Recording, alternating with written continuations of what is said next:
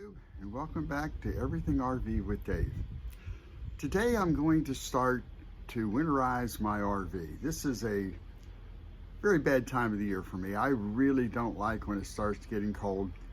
I have no plans right now to go anywhere for at least until after Christmas, but I set up my RV something a little bit different than other people. I want to make sure that I have my RV ready to go at a moment's notice. So I do things a little bit differently. Everybody has to do their own little thing, but I'm going to show you how I do mine.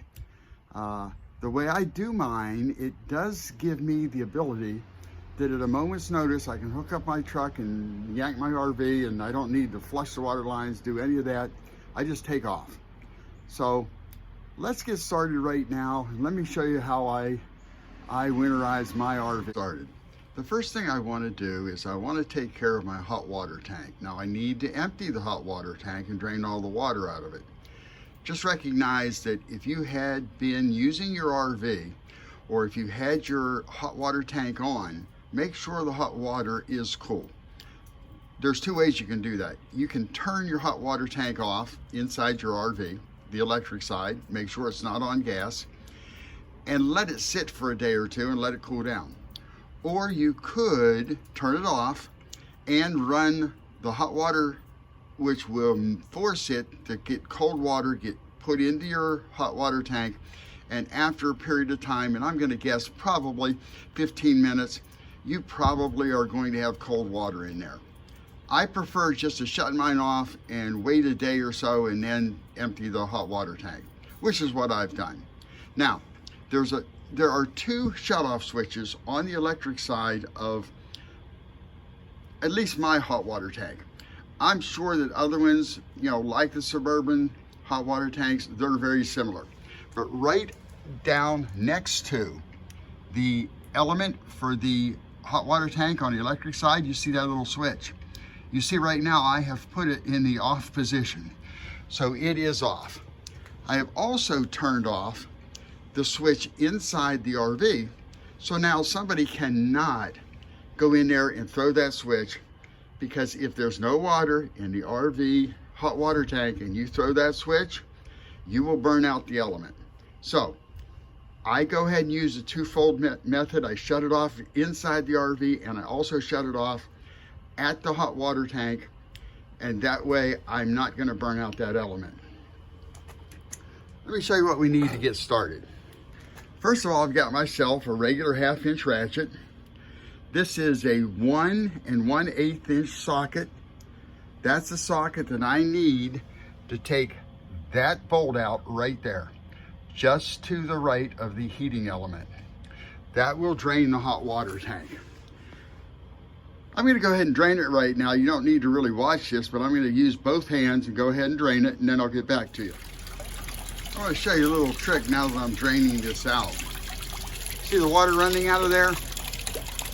Once I let all the water out, I just went ahead and turned my water pump on.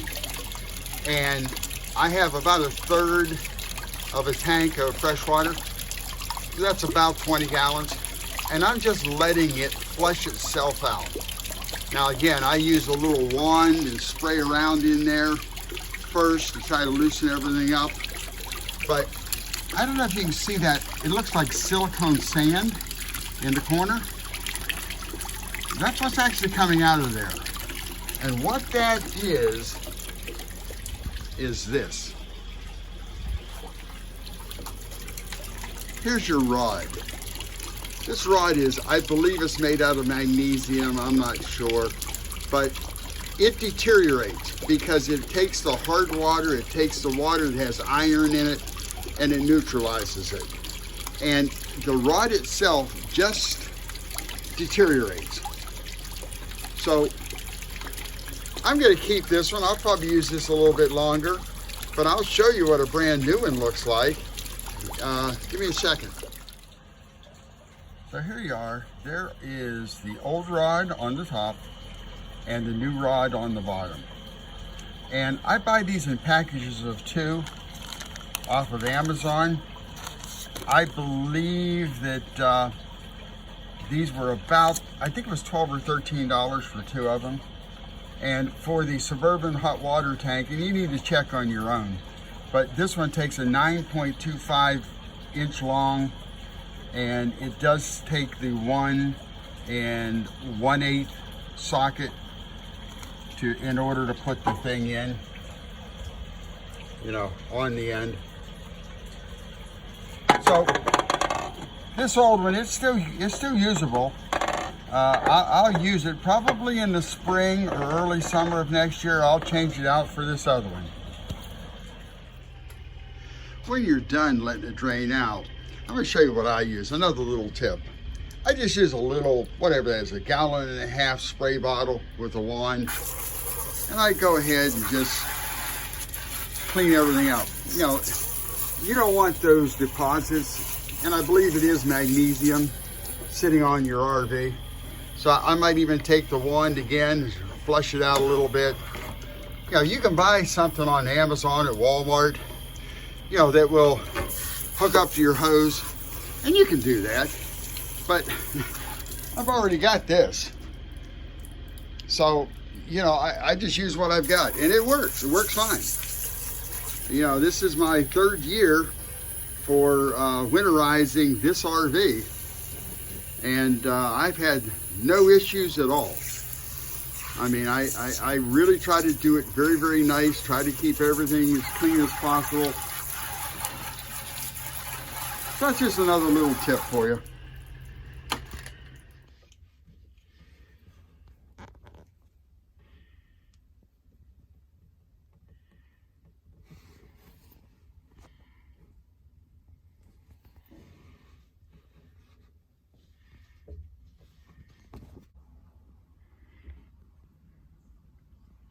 Now these 2 shut-off valves, they need to be thrown in the same position as what the lines are going in. That will isolate the hot water tank.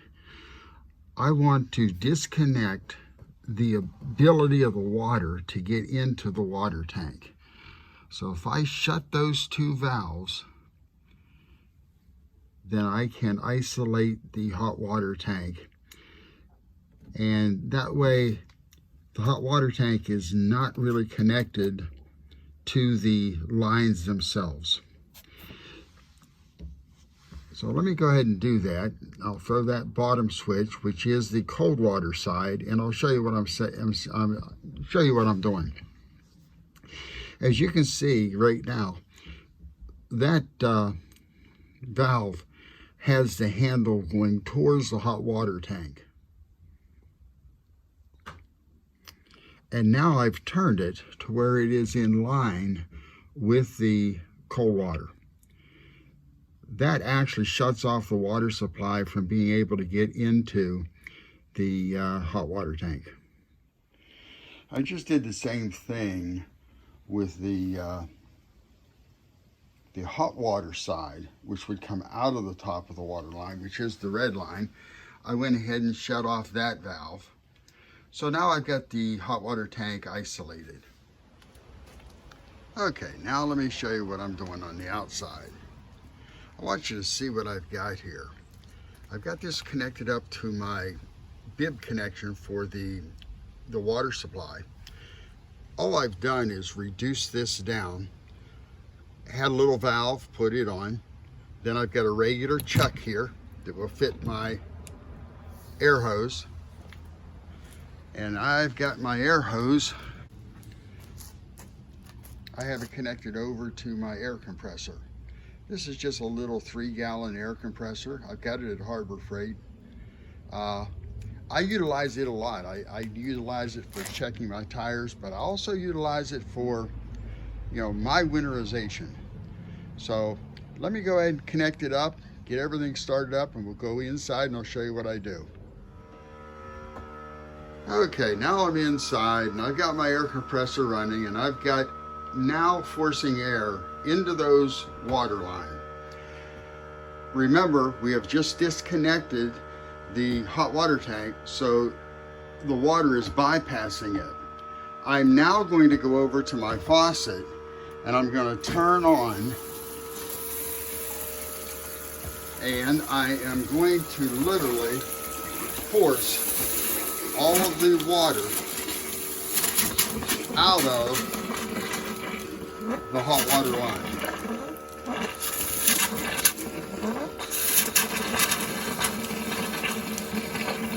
Now I do this a few times. I'm going to shut it off, let the air compressor build up a little bit. Now if you also notice that I started the furthest away from the water supply, or where I'm now adding the air. So that would be my sink. Whether you do the cold or the hot first, it makes no difference. I just happen to reach over and grab the hot.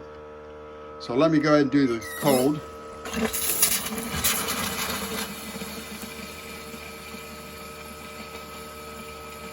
As you can see, there's not a whole bunch coming out right now. We go back and do the hot.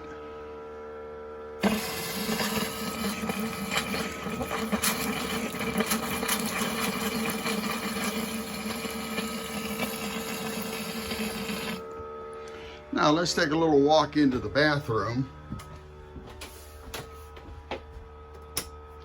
And let's go ahead and do it. As you can see right now, the cold, I'm getting no water at all. Let's try the hot. There's a little bit.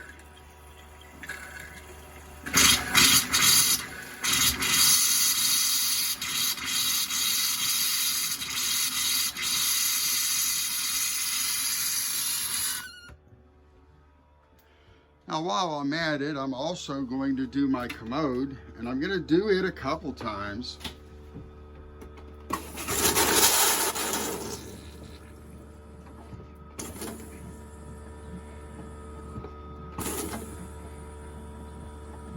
I'll let it build up a little bit. The reason the commode is kind of interesting is that there is a shut-off valve in the back.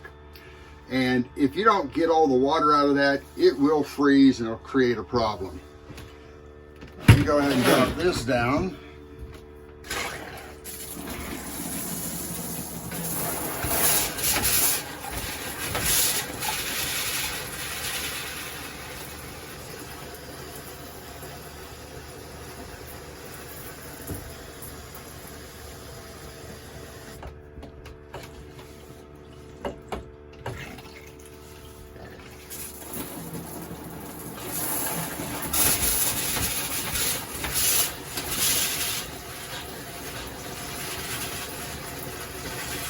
You might ask why I do this. Now, I gave you a little bit of indication earlier. When I get all the water out of these lines, my unit is just sitting there. If I want to leave, all I have to do is hook up my truck and take it. I can always put water in it when I get into a little bit of a warmer climate, or if the temperature's not that bad that day, I'll just go ahead and put some water into my water tank, go ahead and fill up the lines and take off. I do not have to remove all the antifreeze out of the lines. But if you suck the antifreeze into your lines, that's what happens. You know, you want to unwinterize it.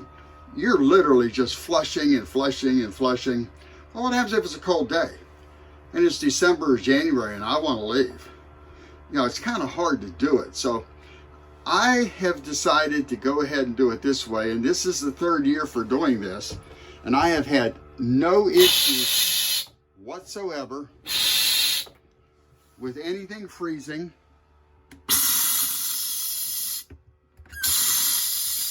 And as you can see, it's very, very easy. It's not that difficult. And I just keep going back and forth. I work at it for a little bit.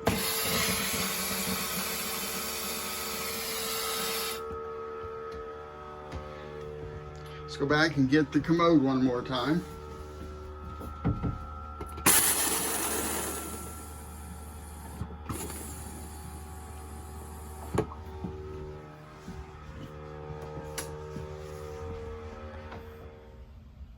Now there's a couple more things that I need to do before I'm finished.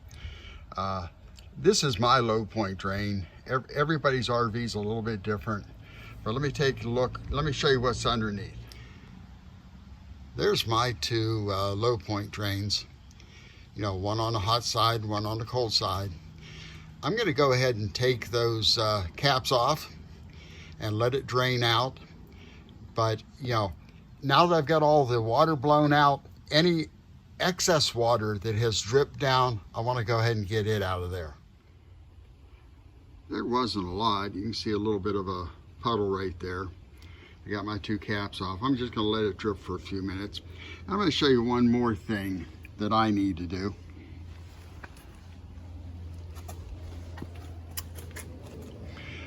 Right there underneath my water pump, where the outlet side, you can see that there's a little plastic bowl. Well, it's got water in it. I'm going to go ahead and take it off. So there's what that little bowl looks like. It's a little sediment bowl. You know, it would catch any of the debris that might come through the pump. You know, but I've gone ahead and dumped all the water out. The only thing that I need to do right now is I want to go run the water pump just for about 10 or 15 seconds and make sure there's no water inside the housing. I also want to show you, always remember to put your low point drain caps back on. You know, if you forget to do that and you take off and start filling up with water, it's just all going to run out. And it's got to be a terrible feeling when you get someplace and expect to have water and you don't. So, you know, it's just a little thing that you can forget. Now that we're back inside, let me go ahead and turn my water pump on just for a few minutes, a few seconds.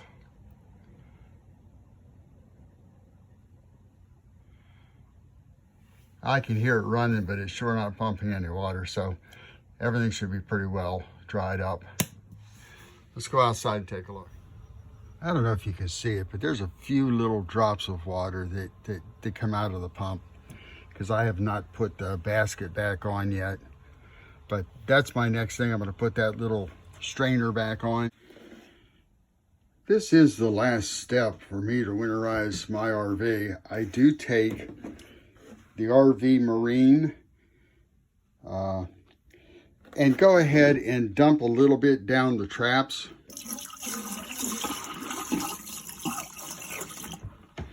You know, I don't want the traps to freeze. And that does put a little bit down into the gray water tank. And I'll pour some down into the sink.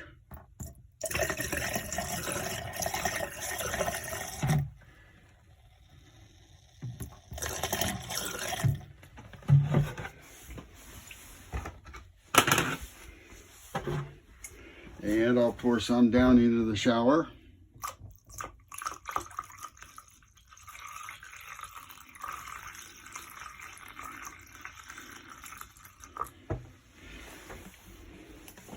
And I'll pour some into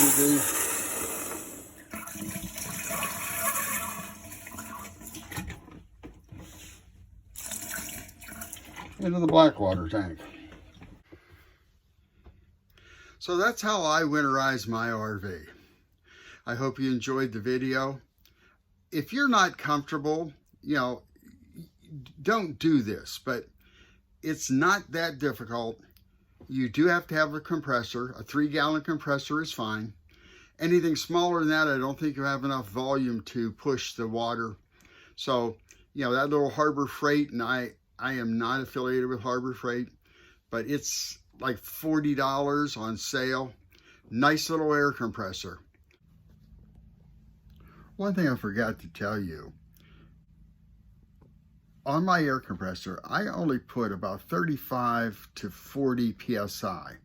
When I'm blowing these lines out, I do not want a real high pressure.